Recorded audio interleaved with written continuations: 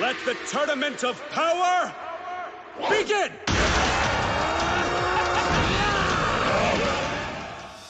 So I'm pretty sure you're used to discussing how strong characters like Toppo, Vegeta, Son Goku, or Jiren are. But I want to ask the real questions, like how strong the GOATs Ketopesla or Misop are.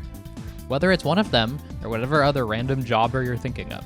That's what I want to figure out today, because we're going to rank every participant in the Tournament of Power. Now, since you probably already know who the top tiers are, we're not going to rank them from weakest to strongest. Instead, we're going to start with the top tiers and go down, until we can award someone the prestigious crown of weakest fighter in the Tournament of Power. A few things I want to mention before we get into the rankings. First, we're covering the anime version here, not the manga. Next, we're ranking characters not just on raw power, but also on how well they do in a one-on-one fight. So someone like Dispo who might lack in raw power can still outperform his powerful rivals. And for the most part, everyone will only make the list once each, no separate transformation placements, with an exception of one character in particular, and some fusions. And a quick disclaimer, some people think that everyone gets like 100 times stronger every 5 minutes during the Tournament of Power, so they would scale people who fought our guys later on much higher. While I agree they did get stronger, I don't think the boost was nearly that extreme. Generally, I think Goku got 2 times stronger over the course of the entire tournament, so my rankings will reflect that. So starting at the top, or in this particular case, the bottom of our list, we get the king of overachievers, Son Goku, who was able to achieve the true form of Ultra Instinct and handily defeat Jiren in one-on-one combat. Technically, Goku didn't win the fight, but I think most people will agree with me that he won in spirit. Of course, that puts Jiren the Grey in our second rank slot, just slightly below Son Goku. I mean, what is there to say? He's Jiren. After him is likely a contender for my most controversial placement, that being Kefla, whose endless talent allowed her to jump from struggling against Blue Goku to apparently being able to one-shot Ultra Instinct Omen Goku in the span of like 2 minutes. Truly an icon of nonsensical power scaling in Dragon Ball Super. Behind her in rank 4 is everyone's favorite deuteragonist, the Saiyan Prince Vegeta, randomly gaining a form that rivals Goku's Kaioken times 20, and powering up even more on top of that in his final fight with Toppo.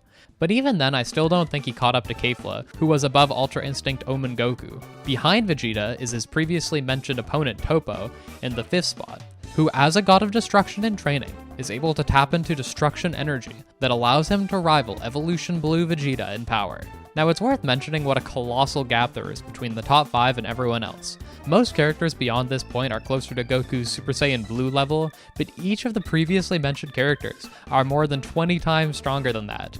Anyways, coming in the 6th spot is Ani Laza, who kept up with the combined might of Universe 7's strongest members. While you could argue Ani Laza has a pretty major weak spot, it's doubtful any individual blue tier fighter would be able to close the distance before getting taken out. Speaking of those blue level fighters, we get our 7th ranked man, Dispo. While he might actually fall below the top 10 in terms of raw power, his super speed mode allows him to punch well above his weight class, needing both Gohan and Golden Frieza to team up to beat him. Speaking of which, 8th and 9th rank are Frieza and Gohan respectively, as they seem close to relative in power in their team up against Dispo. And following them, to round off the top 10, who many people believe to be the MVP of the tournament, Android 17. I think 17 falls short in terms of raw power when compared to the others, but he makes up for it with his infinite stamina, so I think you could debatably put him 2 spots higher, but I personally think Gohan or Frieza could defeat him before running out of energy. Yeah! Thank you so much for helping me reach 20k subs, guys. We finally surpassed Yellow Dodoria from the Kanzenban cover. Okay, so who's next? Vegeta? Again? Krillin after he gets his potential unlocked? No, wait, Zarbon. Yeah, that guy. He better watch his back. That rounds off our top 10. Now we can move into the top tier fighters who fell short. 11th is Koichireda, who is a combination of 3 robots already, but goes on to fuse with Paparoni to become Ani Laza. But even in this form, we see them clashing with Ultimate Gohan. The only reason I have him below Gohan is because Gohan gets a ton of random power-ups throughout the tournament, so he likely surpassed this guy by the end.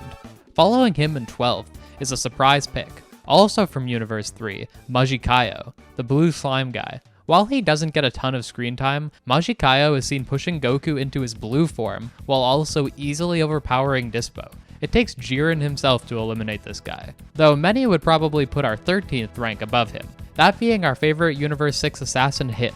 Hit is known for constantly improving, but in the anime version, Hit actually never improves his raw power. He only ever improves in terms of his time skip ability. Due to Hit's stagnant raw power, he gets power crept pretty hard in this arc, struggling in his fight with Dispo, who's not even using super speed mode. Another reason why I put Majikayo higher is also because I think it's a bad matchup for Hit. His precise assassin-style attacks would be ineffective against a slime monster with no vitals to strike. After him in 14 is the one exception of a character only being featured on the list once, that being Berserker Kale. Kale generally underperforms the entire tournament, except for one single instance where she's able to overpower Blue Goku. I think we can just chalk it up to a momentary rage boost, and this is the level she was at during that boost. 15th rank is the underappreciated 4th member of the Pride Trooper A-Team.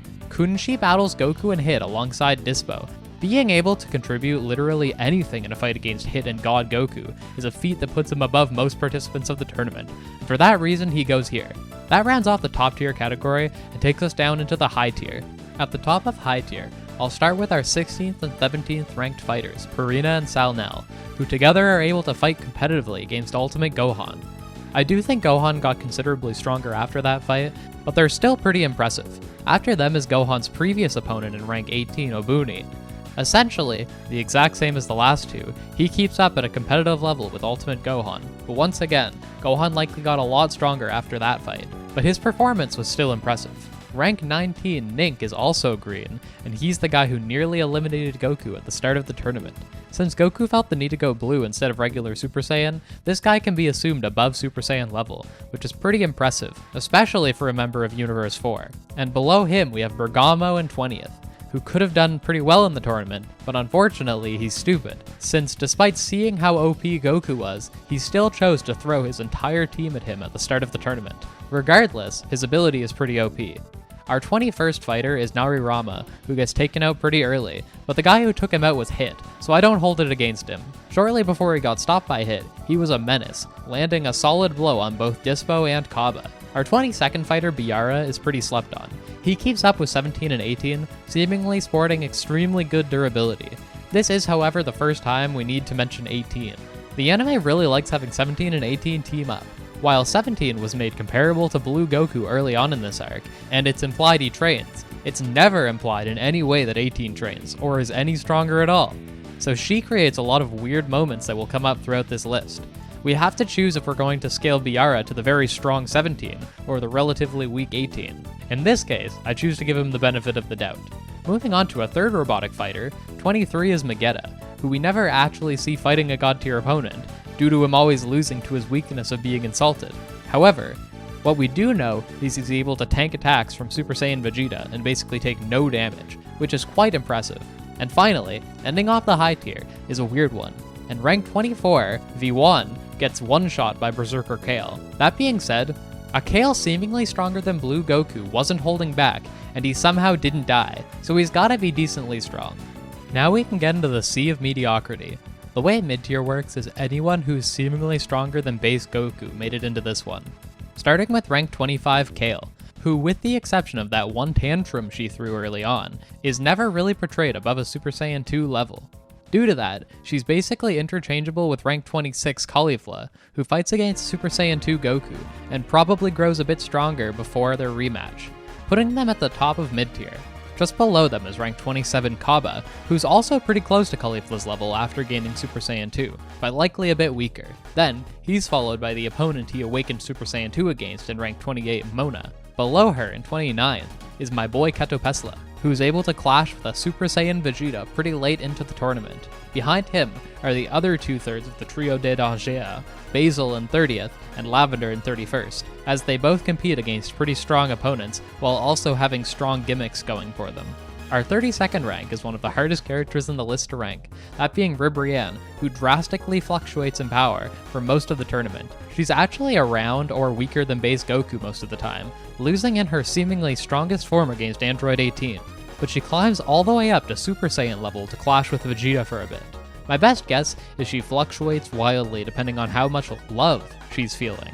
That takes us into characters who are strong enough to force Goku to go into Super Saiyan, but would then get low diffed. Speaking of getting low diffed by Super Saiyan level, we start with Frost at rank 33, followed by Piccolo in 34th.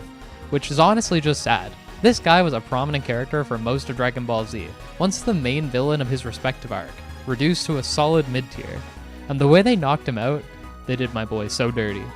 Just behind Piccolo in 35th is Rubald, who was able to give Piccolo a decent fight, and below him is the Pride Trooper B team 36th, 37th, and 38th, Kasserole, Kettle, and Zoyer, who were able to briefly clash with Caulifla and Kale before getting overpowered.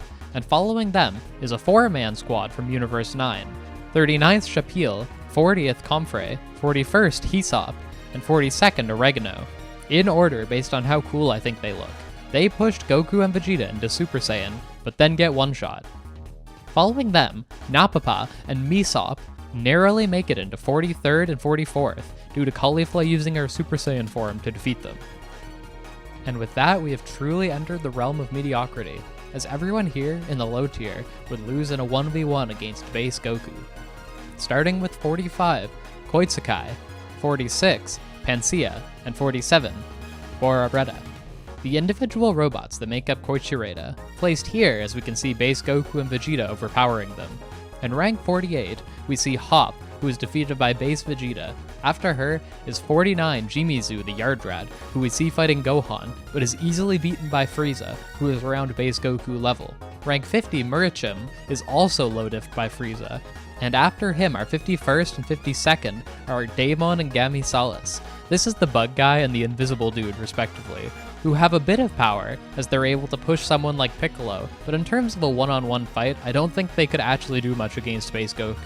After that, in 53rd rank, we get Majora, who we saw overpower Krillin in 18 before Krillin outsmarted him. Following him is his teammate Shosa in rank 54, who was seen overpowering Android 18 before Krillin joined in. And of course, that means our next two are rank 55 Krillin and 56 Android 18. Despite the fact that I think it's stupid, since Krillin retired in the Android saga and shouldn't be even close to 18's level. But regardless of if it makes sense or not, Krillin is clearly portrayed at 18's level, or even a bit better. Following them is where Ribrianne would go if she didn't fight Super Saiyan Vegeta that one time, but other than her, this is where her two sidekicks and their male variants go, who we only really see fighting against base Goku. Kakunsa fights 17, but I'm just gonna say he was messing around. So 57 Kakunsa, 58 Rosie, 59 Zerloin, 60 Zabuto, and 61 Robinra. Also, according to some promotion for the Tournament of Power, either Zabuto or Zerloin is a tuple. After them, we get the Pride Trooper Jobbers of 62 Tupper and 63 Kokote, who get low diffed by 18. Approaching the bottom of the barrel, we reach rank 64 Master Roshi, who is millions of times stronger in Super, because the writers like him. Following him is Roshi's opponent, rank 65 Dekori, who is more powerful than Roshi, but lost the 1v1, so she goes here. After her is Roshi's other opponent, Ganos, in 66th, who Roshi overpowered in his buff form. And following that is one of the greatest crimes of Dragon Ball Super. In rank 67 we have Ten Shinhan, who receives unmatched disrespect in Dragon Ball Super, being overpowered by Master Roshi before the tournament. If you ask me how strong I thought Ten Shinhan was by the end of Dragon Ball Z, I would probably say that he's even stronger than the androids, as unlike his rivals, he never retired. Unfortunately, due to the staff at Toei hating Ten Shinhan, they drag him through the mud, having him lose to Master Roshi, who he should be literally billions of times stronger than. Genuinely awful. But this is a super list, so that's how it is. Below him is his lackluster opponent, the sniper Harmira in 68th, followed by his sidekick Prum in 69th. Then we have Botamo at 70, who is very awkward to rank. He's technically impervious to damage, but everyone we see him fight just picks him up and throws him in the trash, so he's functionally worthless. And sporting 0 impressive feats is Paparoni in 71st, who is technically a valuable asset due to being part of Anilaza, but by himself has no feats. Similarly, in 72nd, we have Dr. Rhoda, who never gets a chance to use his technique. That brings us to the sludge stuck on the bottom of the barrel in bottom tier. Everyone here essentially has no feats and gets one-shot, so their ranking will depend on who one-shot them. Starting off our prestigious final tier is Bikal at 73, who saves Kakunsa before getting one-shot by 17. 74th rank goes to Rylabu, who was actually the first person eliminated in the tournament. She's taken out by Basil, who as we previously discussed is a high mid-tier. Rank 75 goes to Dryasem, who was taken out by the attack Ribrianne meant for Super Saiyan Vegeta. Fighter 76 is Roselle, who was taken out by Frieza, and he's followed by 77 Negrisi and 78 Murray-san, who both get one-shot by base Kaba. 79 is Zircor, who loses to Jimizu, the Yardrat who was around the top of low tier, and the bird guy Diem is taken out by a combo attack from the Z-Fighter's early huddle, putting him into 80th. After him is the Cell lookalike Zaprikyo at rank 81, who gets taken out by Roshi and Ten Shinhan, and that brings us to our prestigious bottoms 3, starting with Kawaii at 82nd, who gets low diffed by Master Roshi. At 83rd we have Zenka, who only uses illusions and says he's not a real fighter. That leaves us only one character for the bottom of our list, that character being the only one in the entire tournament to get off-screened, that being rank 84, Sorel. Now, while that's the end of the individual rankings, we're also going to rank each team as a whole based on their average score. So just like before, a smaller number means a stronger team. So getting into it, our strongest team on average is somewhat unsurprisingly Universe 11, spouting an average of 28.9. They certainly have strong members, but the other reason they're so high is due to the consistency of their entire team, having only 2 members that fall below average. Now, unlike Universe 11, our second strongest universe is pretty surprising, that being Universe 6, who at a base level averages at 32.2, which actually is worse than Universe 7, but we need to account for a certain fusion in the room, which trades 2 decent scores for 1 very good one, bringing them down to 30.4, taking the second spot. And following behind them, with only a difference of 0.4, is Universe 7 at 30.8. While our guys have a ton of high-end fighters, they also have 4 members that all fall below the 50s, really dragging down the average. That brings us to the only other universe that actually has top-tier fighters. In 4th place, we have Universe 3 with a score of 45.1. But once again, that's before they combine 4 of their weakest members into one very strong one in Anilaza, massively boosting up their average to 35.4.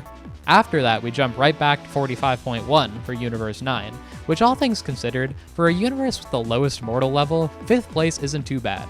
Funny that if Universe 3 didn't get a chance to form Anilaza, they would be tied here.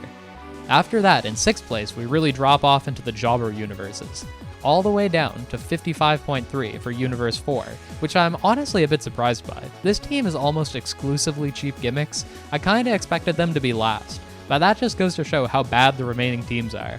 The prestigious honor of being the second worst team goes to Universe 10, who with the exception of Obuni and Rubalt are all jobbers.